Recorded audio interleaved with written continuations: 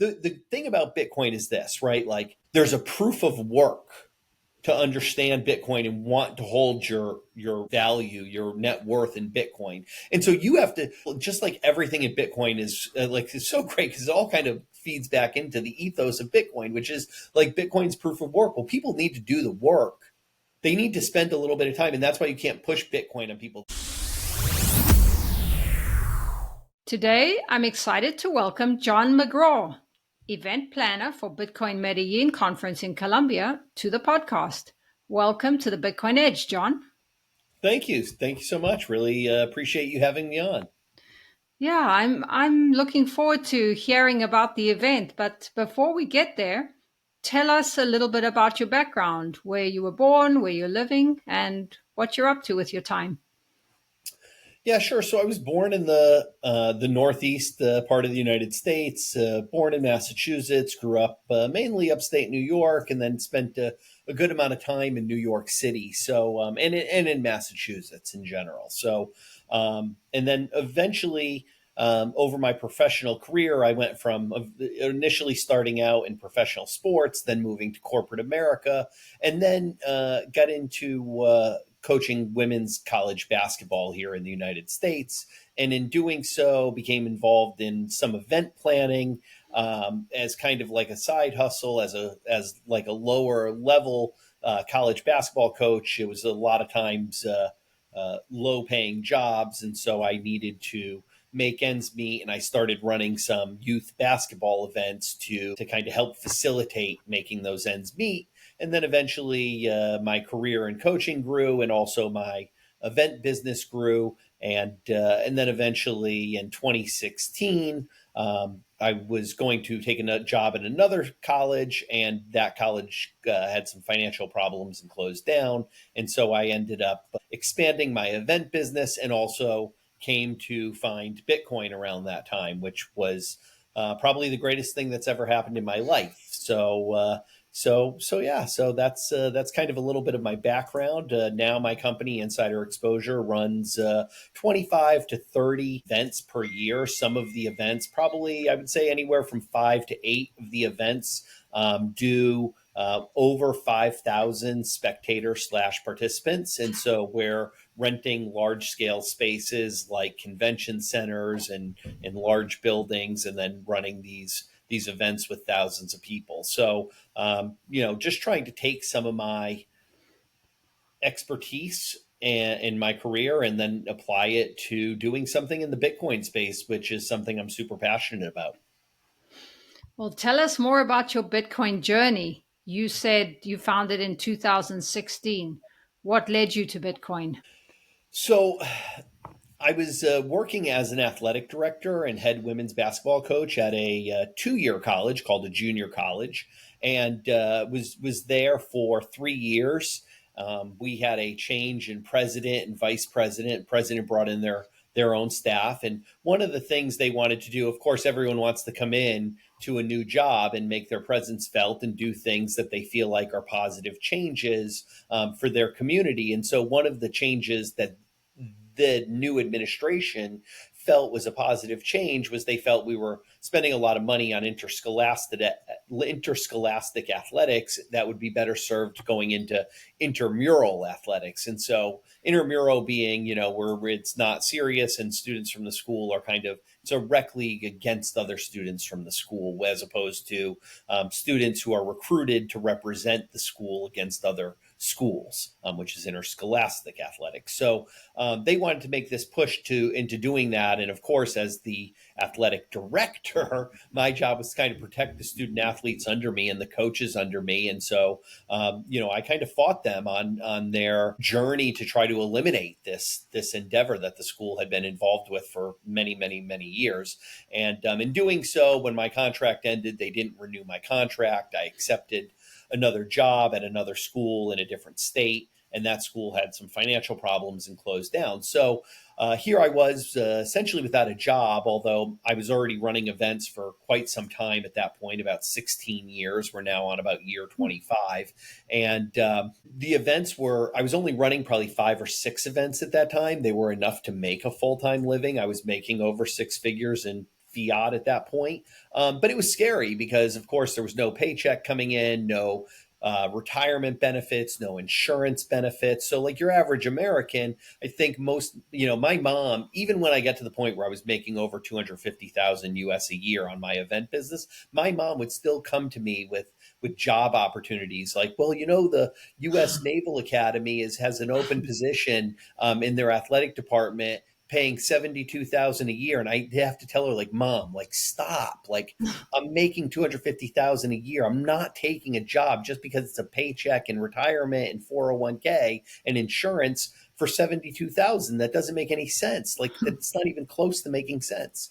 So, but I just think that's how Americans think. So I was without a job and I was feeling kind of depressed that I had no paycheck and like worried. I was worried. And so I was on my couch watching some documentaries and just like trying to figure out what I was going to do with myself until like my events started happening in the springtime. This is like August of 16. And so I saw a segment, a documentary on Silk Road. And one of the segments was a gentleman in Brooklyn who was selling Bitcoin peer to peer to people. And he was like, look, I don't know what they do with it. I don't want to know because that's part of like Bitcoin's beauty is like, this is uncensorable money. And I started understanding it watching this segment. And I thought like, hey, this is a great idea. I can kind of do this as a side hustle and for a couple months and like bring in some money so that I have some cash flow for my family. And so I went out and I bought like an inventory of Bitcoin to sell right away. So the good news was that I was not very successful at selling Bitcoin. Not many people wanted to buy from me peer to peer in Jacksonville, Florida. And so I ended up having bought all this Bitcoin, like a lot of it just sitting there. And so I had one guy who would buy from me regularly for about 6 or 7 weeks, but he was kind of a sketchy guy. And eventually over time, I'm like the one straw that broke the camel's back was, it was about 9 o'clock at night. He called me. And so he asked me to meet him about 45 minutes from where I live, way on the far end of town. So at 9 p.m., I got in my car. I drove 45 minutes. I met the guy. He wanted to buy zero point 0.1 Bitcoin. At the time, zero point 0.1 Bitcoin was like $100. So of course, I agreed I'd sell him the zero point 0.1 Bitcoin, which really probably didn't even pay for my gas there and back, realistically. Because, I probably sold it to him for 125 bucks, $100 worth, right? So I made like $25. So, but I accidentally, in doing it, it was so early on, we were using like local Bitcoins, hot wallet on chain. And I accidentally sent him a whole Bitcoin. So I was very concerned that obviously it sent him 10x too much. And so I made it confirm on the blockchain, of course. And then once it had 6 confirmations, he was able to send 0.9 back to me, which he did. But of course, being so early and not really totally understanding things back then, I was like, oh no, we're waiting for all 6 confirmations here. So, I mean, by the time I drove there, I didn't end up getting home till like midnight. And I made $25. So my wife was like, honey, this is ridiculous. Like, what are you doing? You're like risking, your life basically to go meet some stranger who's probably going to use the Bitcoin to go buy some drugs, like, what are you doing here? Like, this is crazy. And I started thinking like, and the price had gone from like when I first bought my first little stash, from like 600 to 1,000 at this point. So, I started thinking like, geez, the little bit I've sold to this guy, if I would have hung on to that, it would be worth a lot more than the 25 bucks I make every time I sell it to him. So like, I'm not going to sell it to him anymore. I'm just going to hang on to it. So I hung on to it. And then I started really learning about Bitcoin and getting more involved. And then, the funny thing is the bear market happened in 2018. And I I'm not going to say I forgot about it. I always knew about it and I always thought about it, but I wasn't really spending all of my time, like 90% of my time every day on Bitcoin. And now, like, pretty much every free moment I have is spent on Bitcoin. So, and even a lot of working moments are now spent on Bitcoin. So things have kind of really changed for me, although, I do think I really had a pretty good premonition about, what this was early on.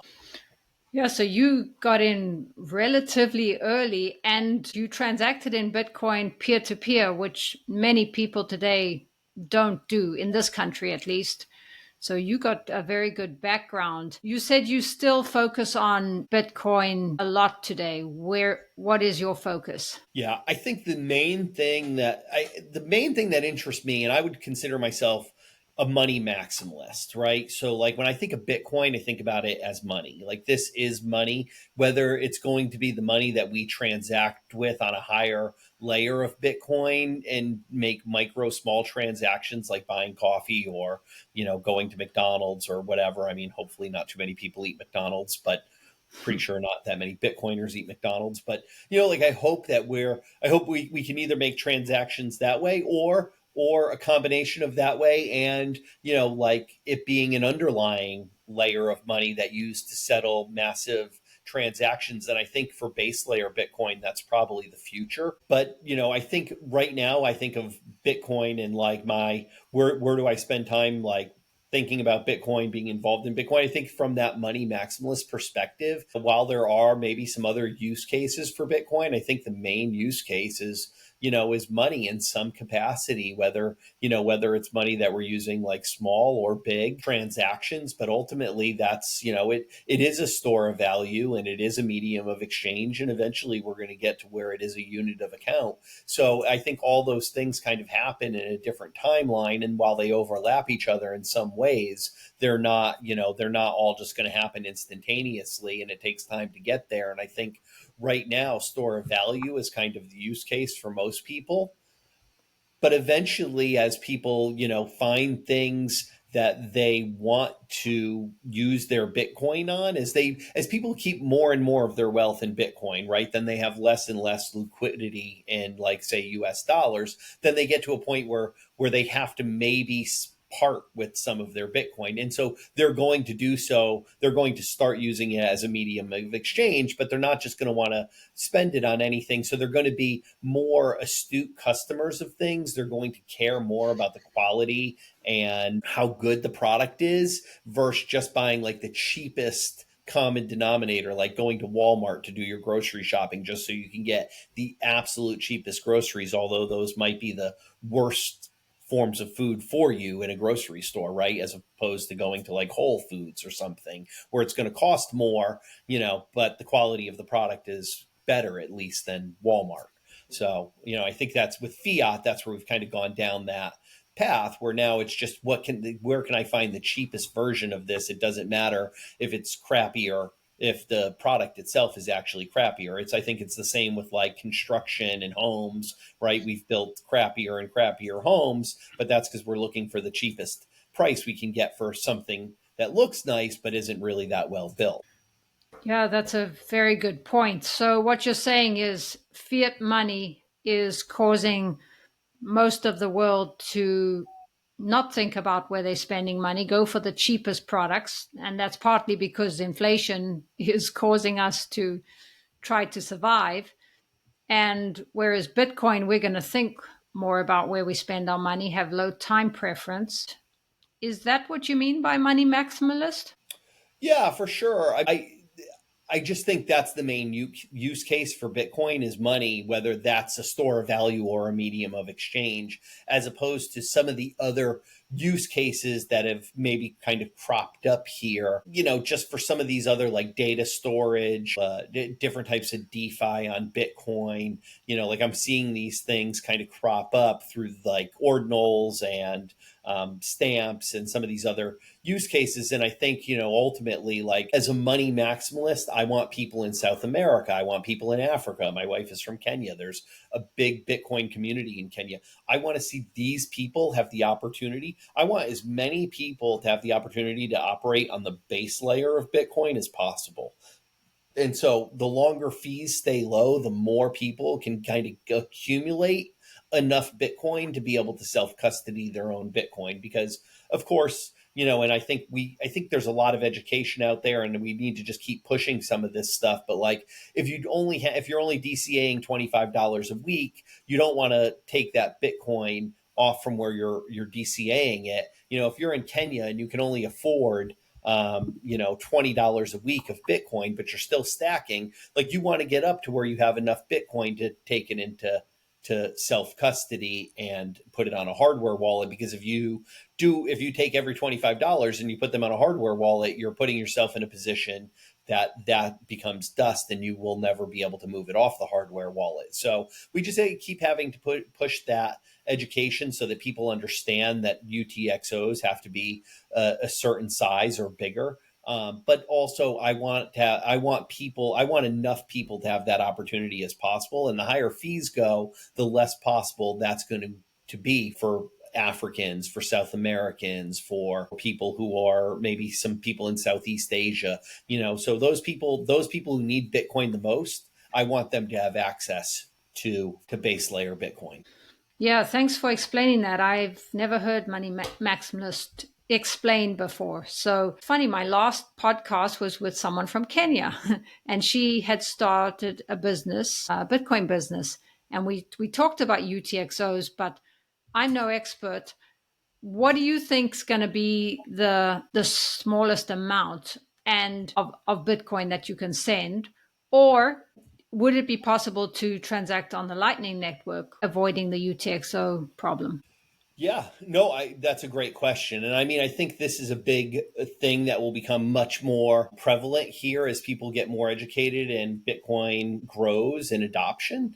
To me, I think over time, and again, this is why I kind of go back to like what I was saying earlier about like microtransactions will all, have to happen on a layer above the base layer of Bitcoin. And I think many people will, and I think this is a big topic from a lot of podcasts that I've personally listened to and education that I've tried to get for myself is, can we get people that are holding Bitcoin not on the base layer, but on, say, like a Lightning network or a Liquid network? Can we get those people to be how do we get those people to be self-sovereign and hold their own keys, or at least hold their own Bitcoin? And I think that's a big question that's going to have to be answered here. But ultimately, the more people that own base layer Bitcoin and are on chain and hold their own keys and their own UTXOs, those people will be the owners of the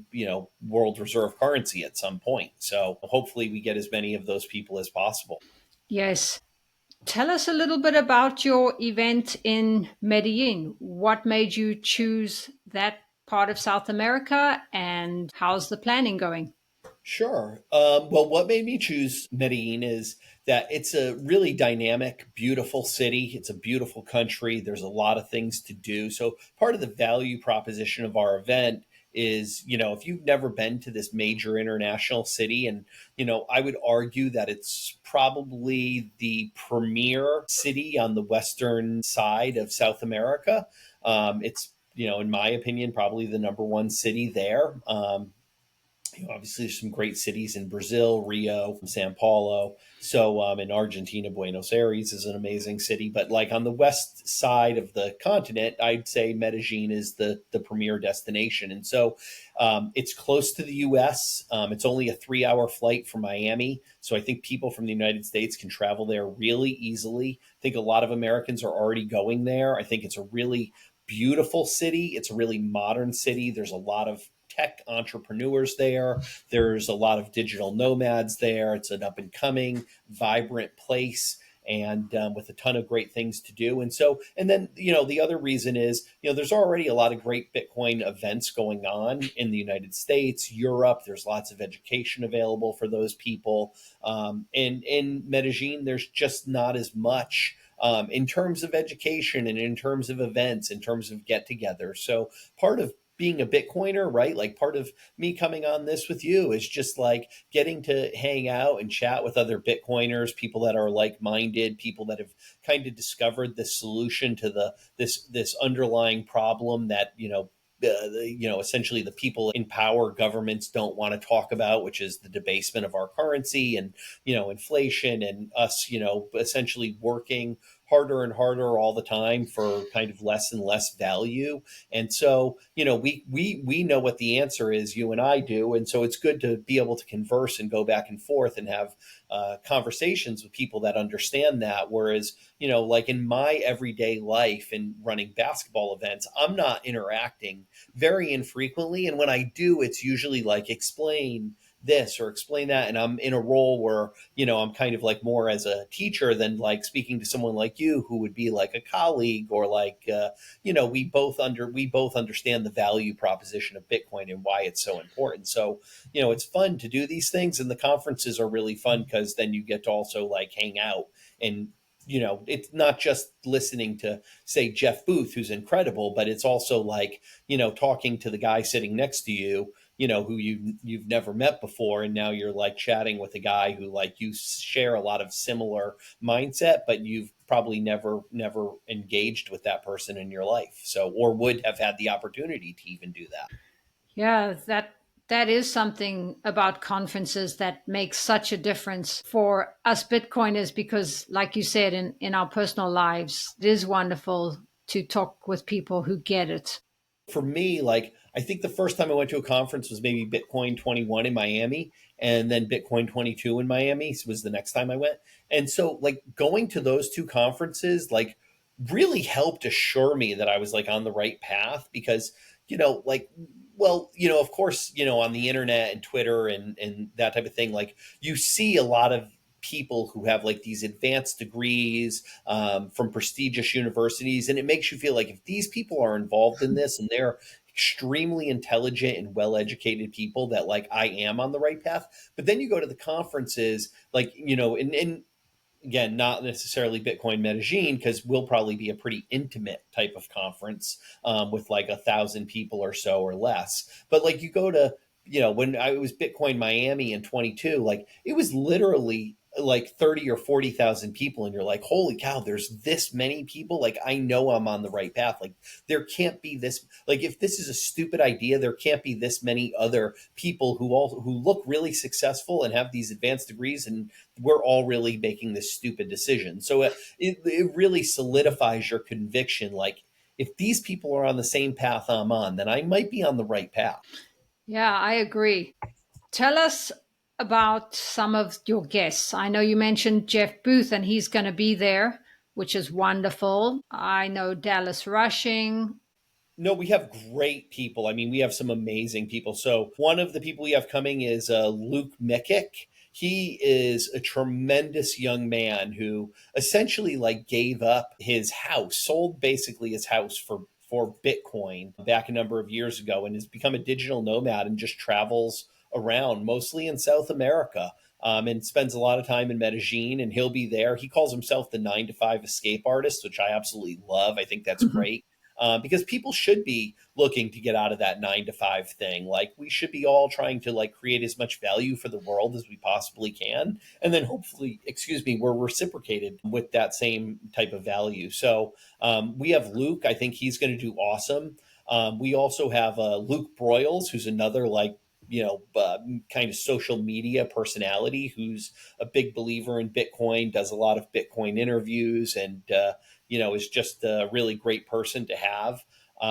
We have Dom Bay, who essentially has onboarded about 5 or 6 pension funds into Bitcoin, including the Wisconsin state employees pension fund. So he's done some really incredible things in the Bitcoin space. Another person that I'm really excited to have is a gentleman named Oliver Velez. He's actually a Latin American speaker in general. About he used to actually be a equities trader and now is like full-time Bitcoin stacker.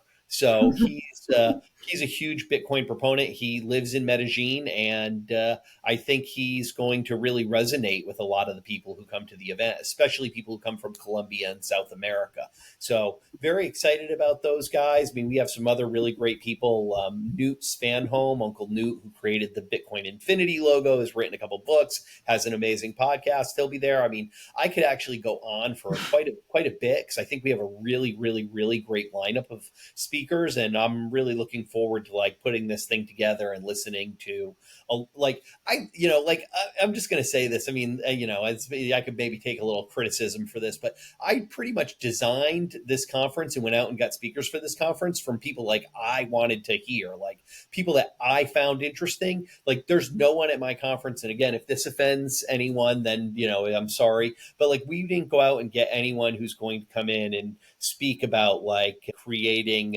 quantum cats in opcodes and those type of things. Like we're not doing that. We're talking about fixing the money, fixing the world. We're talking about like saving your money in a hard asset that's not going to be debased. Like again, money maximalist type talks. And so so I created a conference that I wanted to hear. And I think it's like what a lot of Bitcoiners want to hear about. And I know I know mining is really important. I know creating some of these other use cases and bringing in some developers who are being offered big amounts of money from these centralized, excuse my language, shit coins. And so bringing some of them back to Bitcoin through some of these other use cases is important. And I understand that.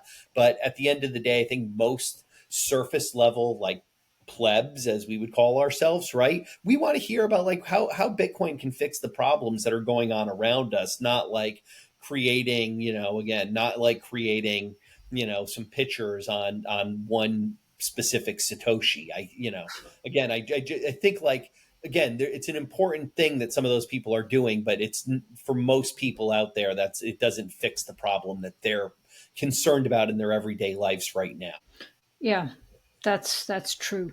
And the conference sounds amazing. Do you think you're going to get quite a few women? That's a great question. I haven't specifically targeted women to attend, but in terms of speakers, we do have a number of women. So Camilla Compton is supposed to come and speak. She's from Medellin, Colombia. She actually lives in Florida, but she's from Medellin.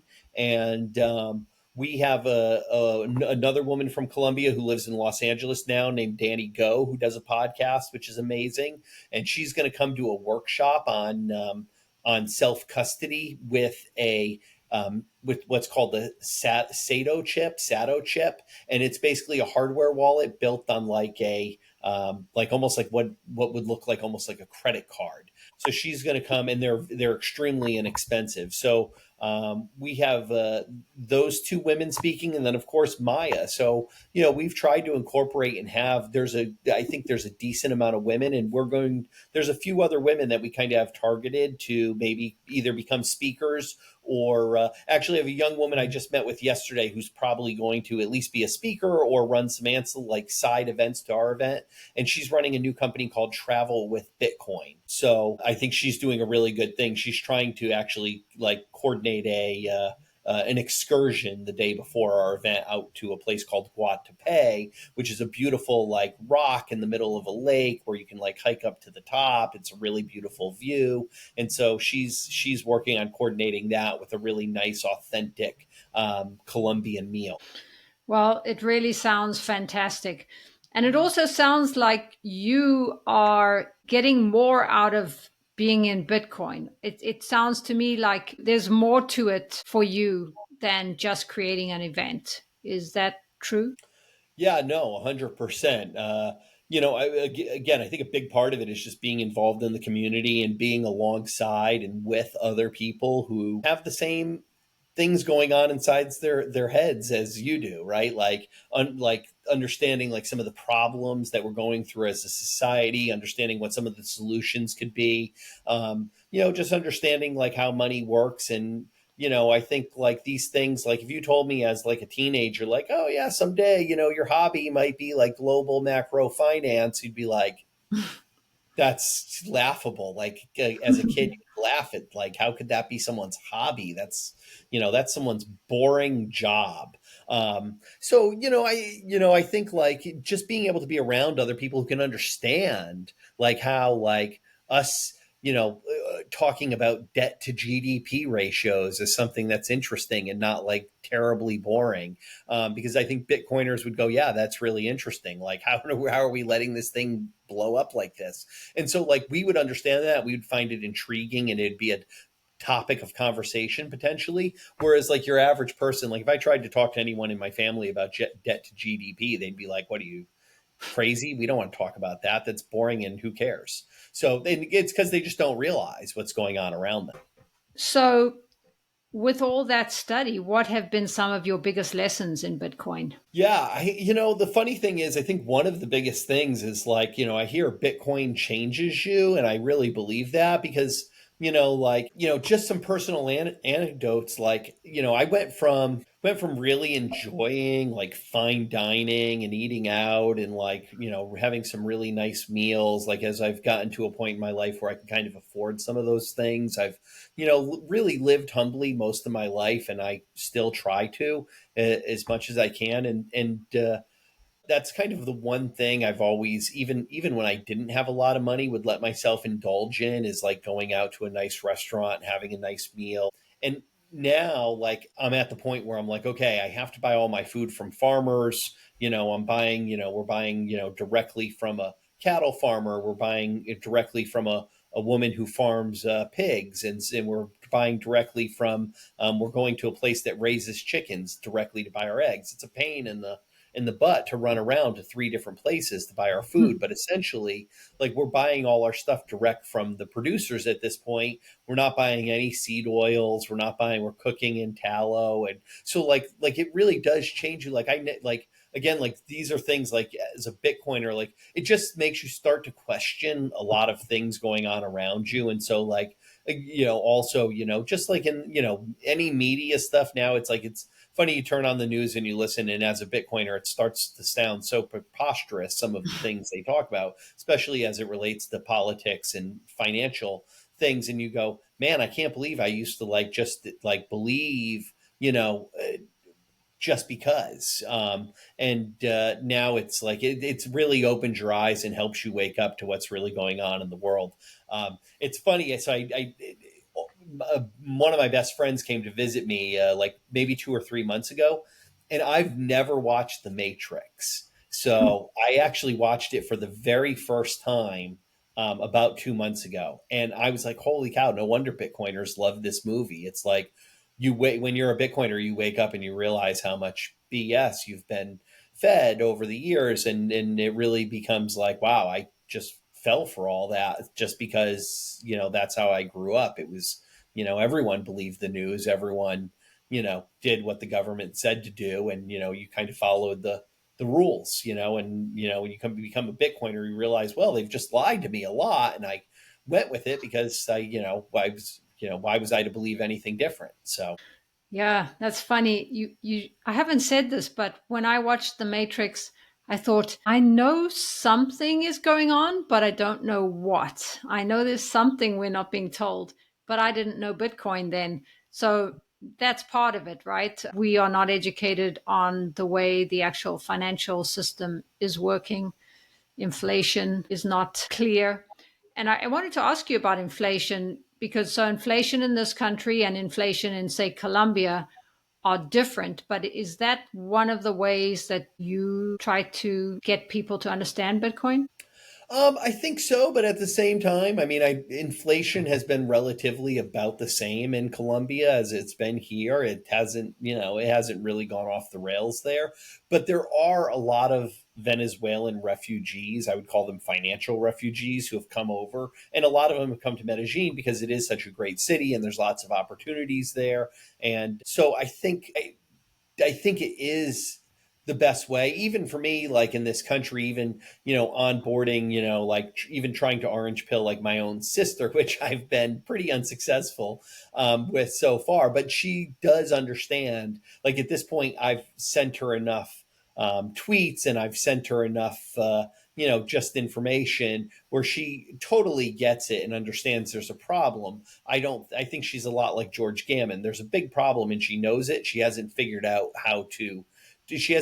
that Bitcoin is the solution to the problem yet. She just knows there's a problem and she's not sure how to fix it. So, despite my saying many, many times, that Bitcoin is the solution. You have to come to terms with Bitcoin being the solution on your own. It doesn't matter how many times it gets pushed on you. You have to figure that part of the equation out. Like it can be pushed on you that there's a problem with inflation and a problem with the money, and it's really easy to get on board with that because you can feel it and see it yourself. But it's really hard to come to it's really hard for you if you're not a Bitcoiner, if you have no exposure to Bitcoin, to come to the realization that this is probably the best solution. And that's because, like, as a person who's not involved in Bitcoin or has no exposure to it, you don't know what all the properties are, and you're scared that something could potentially happen to it. So it takes overcoming those two big hurdles, like really understanding what the properties are that make it a great money, right? Essentially, I don't even want to say a hedge, because I heard a talk, and it says Bitcoin is not a hedge. Bitcoin's like just the apex predator of money, and it is. So it takes some time to kind of understand why there's multiple properties that make it that way. And then two, then you also need to understand like all the kind of almost more the technical side a little bit, where you understand like this is safe, this isn't going anywhere, this is the network is kept safe by thousands of miners and nodes all over the world. This is not something where something can go down and Bitcoin crashes, or Bitcoin doesn't work, or someone can just hack your Bitcoin. I mean, those things can kind of, I guess someone could hack your Bitcoin if you were careless with your keys. But again, like, so there's all these different components that you have to overcome to actually get people to go from acknowledging there's a big problem to Bitcoin is the solution. And it just takes time. And I think like people like my sister understand there's a big problem. They just haven't got there yet, and they will. So we have a lot of people who will eventually get there. They just haven't yet. Yeah, that's very true. I've been thinking about it too, and I think in order to get there, it's important to understand a little bit about the history of money, so that you can see where it goes wrong, and then also about central banking, who's actually controlling the money, how easily governments print money, and that in Bitcoin it'll only ever be 21 million. Some people think that digital, they just don't know enough about it. So I agree, they have to understand a little bit about, but it makes sense that we're going to go to a digital economy, right? In this day and age. Of course. I Yeah. mean, all the time when people ask me or say things to me, about it being a digital money and about it being online and about some of the things that they worry about it being digital, right? Like it going down, like the network crashing, like it being hacked, all these potential issues where if you don't understand enough, it probably makes you pretty scared. I always tell them though, like my 5-year old knows how to totally operate a tablet, and he will spend, if we allow him, he will spend his entire day on the tablet.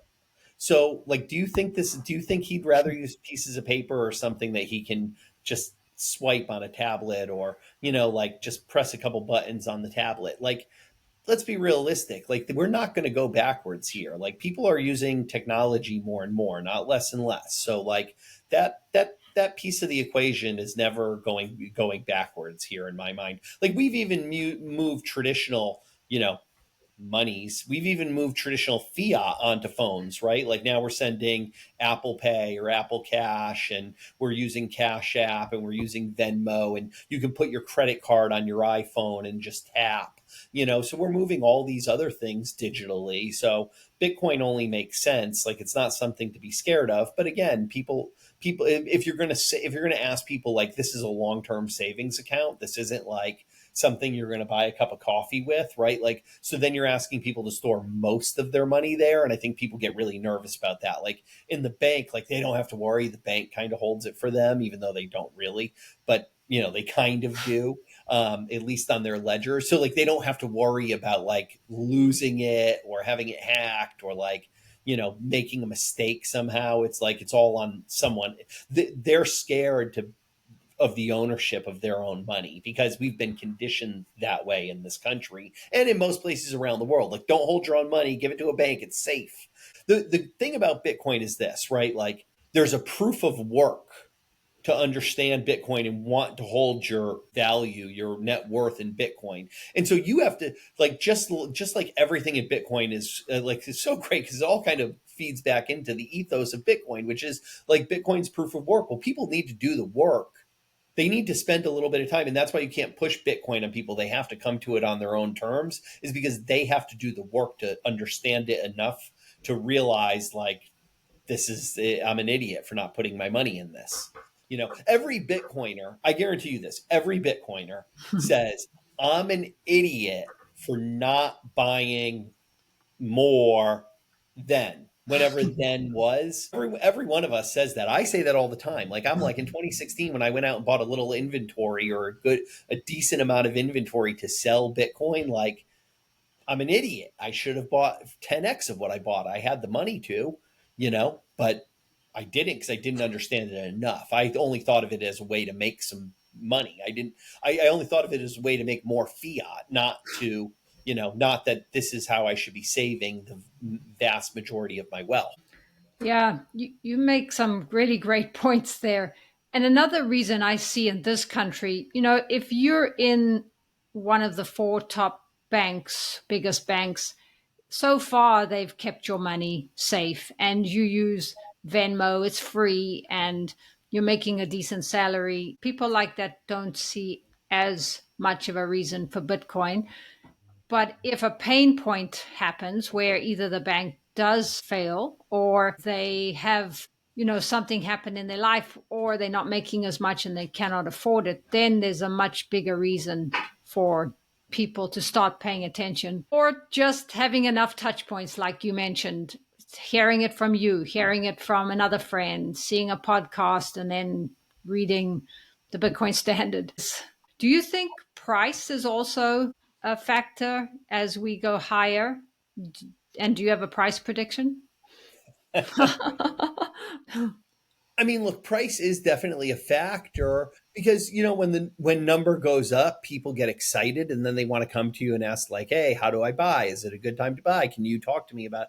I mean, I can't tell you how many times people have come to me in like the peaks of the bull runs, especially the last one because it been my second one. So a lot of people came to me and like, can you tell how do I invest? And they weren't necessarily talking about Bitcoin. They're just talking about in general. Like, I want to start investing like you. And I'm like, well, that's like you're like looking at this wrong. But like, I just think like ultimately number go up is a great motivating factor for people who don't feel the pain. Like you either got to feel the pain or you got to feel the greed. You know what I mean? And so like almost everyone that I've onboarded has been during bull runs when they buy the tops. But it's not because I am encouraging them to buy the top. It's because I've been encouraging them for a long time and they don't get excited until they get the FOMO. And then they realize like, oh, this guy's been pitching this thing to me since it was, whatever, four figures. And now it's, I mean, my best friend who is the CEO of a company that I'm trying to get his company to keep like, and I'm an investor in their company. I'm trying to get the company to keep our treasury in Bitcoin. But I was able to last bull market in 21, I pestered him and pestered him and pestered him and pestered him about it. And eventually he hit me up one day and said, "Hey, I just sold a piece of property. I have like 30K that I can kind of put on something without like really irritating my wife. It's like the little, like some extra that on top of the property. And, I want to put it in Bitcoin like you've been telling me." So I helped him out. I got him set up. He bought the Bitcoin. Bitcoin was 58K at the time. So when we got to 2022, at one point he hit me up. He said, "Hey, I'm really nervous. I'm hearing Bitcoin is going to 12." That's what he texted me. So he said 12K because we were at about like maybe 20K at the time. I said 12K. He said, "No, $12." I said, "Dude, I don't know who you're listening to, but there's no way it's going $12 because there's a lot of crazy people like me. And if it gets down to, I mean, like and at the time, it's funny, last night I actually was just going back looking at some of the buys I made and like we were at 15, 16, 17, 18K. And like I was every dollar I had was just being allocated to Bitcoin at that time. And I was like, dude, there's just no way. Cause like already at this point, I'm allocating every dollar I have. There's no way. We might go down a little further, but $12, no, there's no chance of that ever happening. And so then when we hit the new all time high, he texts me again and said, hey, do you think now is a good time? Should I sell? And I said, no. I mean, I said, well, maybe. I mean, it all depends on you. Like, I was like, listen, I don't think you are, but are you desperate for liquidity? Do you need dollars in your bank account right now? And he said no. And I said, well, then, just think about this as long-term savings account. You just keep saving in this thing and you're going to be okay. And when we had hit the new all-time high, I was like, you're actually up probably more than you would be up if you put it into like a high yield savings account for the last like whatever 2 years or 3 years. And he was like, no, I'm up a lot more than that. And that was only from 58K to 74, so or 73. And so now he's feeling pretty good about it. And, we're working on getting the company onboarded. But I think like number go up gets you excited, but then you have to go through the bear market to kind of like grow your conviction that like this isn't some BS that's just going to fail and go to zero, so now I think he's a lot more all in. Like, he'll text me every once in a while now that we've been about a year going along in this kind of choppy market. He'll text me and ask me some questions, or like, just say things like, hey, we're up 2,000 today or something. So, it's good because I think he's a lot more invested now with his time and his education level about it than he was when he was just trying to make a fast buck. So like number go up motivates people because they're trying to make a fast buck, and then they get into it and then they learn about it. But so number go up will help us, of course. But in the end, we don't want people who just want to buy it and then sell it, right? We want people to understand what's going on, because education is the most valuable tool in Bitcoin ownership. Yes, that's so true. I also got somebody to buy in the 50s of the last cycle, and that was a long 4 years. Well, it's not 4 years yet, but because we don't know where it's going to go. The one thing I like to tell people is about the volatility and the 4 year cycle. Do you think that 4 year cycle is going to continue and we're still going to get big drawdowns? I do for right now. I mean, I at some point I think it's going to level off quite a bit, where it's where the volatility isn't quite as much, especially as more kind of institutional money flows in. But ultimately, I do think we're kind of like all the metrics keep staying pretty on point here, and I don't think the human psychology of a market really make a lot of sense when you dig down into it. It makes a lot of sense why those things happen. It makes a lot of sense why when number goes up, people hit us up and say like, how do I buy? How do I invest? Like, what do I need to do to put some of my money in Bitcoin? So, because everybody ultimately wants to be in a place where they're comfortable and they're not worried about money all the time. And so, when number goes up, it makes people feel like, hey, this is something worth being involved in. And then they really understand the dynamics of it, which then really makes it something worth being involved in.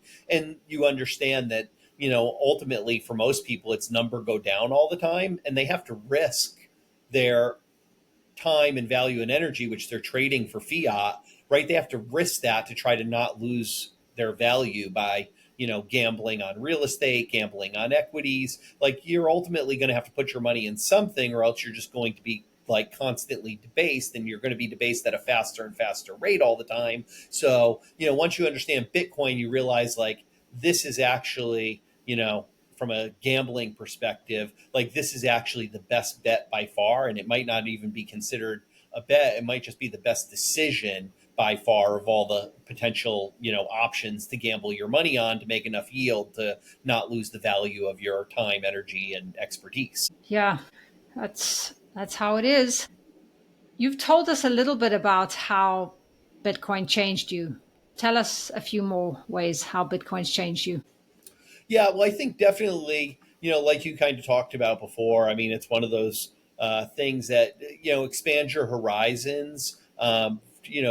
have a much lower time preference. Like you're from going out to restaurants and eating a more animal based diet to, kind of questioning everything, that's told to us. There's no like just take things for face value anymore. Like, okay, it's, get a vaccine. Like, when COVID first happened, I was like, man, I'm a little bit overweight and I don't exercise that much. Like, man, I'm scared to death. I might be like a high risk person for COVID and I better go get vaccinated. And like, I was really scared. Like, they really scared me to going to get it. And then, I didn't move so quickly on my kids. And then really quick, it kind of came out like COVID wasn't really impacting kids. And so my mom and dad were also, they really scared my mom and dad. And my mom and dad being in their 70s, like they take a lot more things at face value, at surface value of what's presented to them. If it's on the news, they tend to believe it. And so, like my mom and dad were like, you got to take the kids to get vaccinated. You have to bring them. And I really quickly like figured like, I don't know, like things are not adding up here. And so, my kids never got vaccinated. And I think had I not been a Bitcoiner, like I probably would have, gotten scared initially like I did and then continued to be scared. And I think being a Bitcoiner made me question it. Like as soon as there was a couple cracks in the, in the a couple kinks in the armor, I was like, hold on. Some of these things are not making any sense. They're not adding up. And I'm not making my teenage kids get vaxxed when they probably don't need to be. Like this is craziness. And so I think Bitcoin just opens you up to, question things, be more like I think there's a lot more. I mean, I love Bitcoin because, the memes and just some of the things that come out of the Bitcoin ethos, which you then apply to every single thing in your life, like don't trust, verify, right? Like so things start coming out about COVID and like normal, like I think regular people would just trust. And so Bitcoiners go, no, things are not adding up. And then you go verify and you're like, wait a minute, this is nonsense. And so, I think that's Bitcoin really helps people come to these other conclusions in life. I mean, like,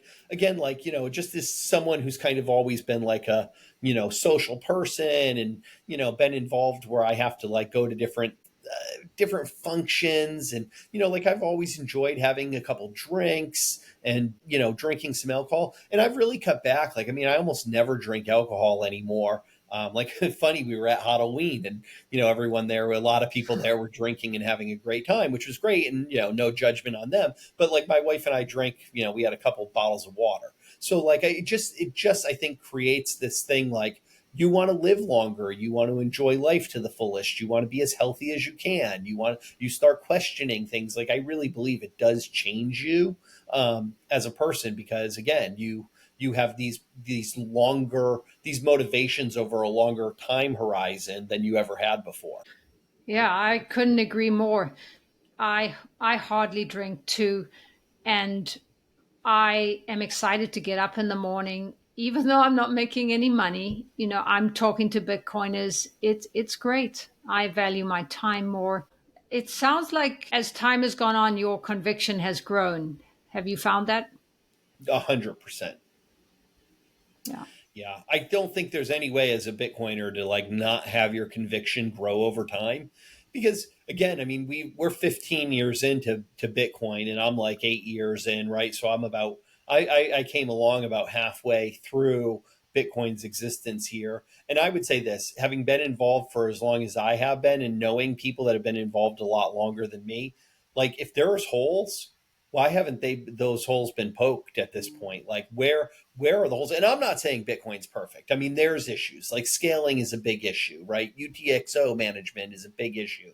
Like there are some big issues out there that we eventually have to tackle and that people are working on tackling now. But if there were any big holes in this thing, those things would have already been, you know, brought out and this thing would have failed. I mean, this is 15 years. We're talking about an asset now that's worth, over $1 trillion. I mean, if this thing was we wouldn't have gotten big enough, we wouldn't have gotten big enough to not fail if if there were some significant problems, and there are issues, but ultimately, like, they're not things that are big enough to blow the whole thing up, because that would have happened already. So the longer you're involved, the more your conviction grows, because this is the perfect form of money. And so, I think over time too, and then you run into other people that are highly intelligent or have degrees, advanced degrees from prestigious schools. I mean, I just think about, we went to Bitcoin first out in LA. We were with Fred Krueger. He's a Stanford PhD. I mean, could you get a better degree in the world than Stanford PhD? I mean, that's got to be a top degree. I listen to James Lavish a lot. I mean, he's a Yale, I think, MBA. Like, I mean, these are people that are like coming from the best universities with advanced degrees from them. I mean, how can we not, to some extent, respect their opinion? Especially once you hear them talk yourself, then you're kind of verifying, right, that what they're saying makes a lot of sense, and they have kind of the credentialing to back that up. So, I think there's no way for your conviction not to grow. It would be impossible. Yeah, you're right. We do have incredible people in this space. Well, thank you so much for joining me today. This has Thank been a you. lot of fun. Tell us where people can find you and the conference. Sure. The conference is going to be located in Medellin, Colombia, or Medellin, Colombia, January 17th and 18th, 2025, which is a Friday, Saturday. So definitely encourage people. We are working on some things, one with a company called Travel with Bitcoin, and also Luke Broyles is working on some things with one of our guys on the ground, Rainier, to put together some extracurricular, like ancillary type activities that are going to be like hiking, camping, RVing, going to Guadalupe, some really cool things to do. So come early or stay late. And you can find us on the internet at bitcoinmedellin.com or bitcoinmedellin.com. And you can find us on Twitter at BTC Medellin CONF. And yeah, that's really it. Great. Well, I will post links below. And thank you for joining me today. Thank you so much. I really appreciate you having me on.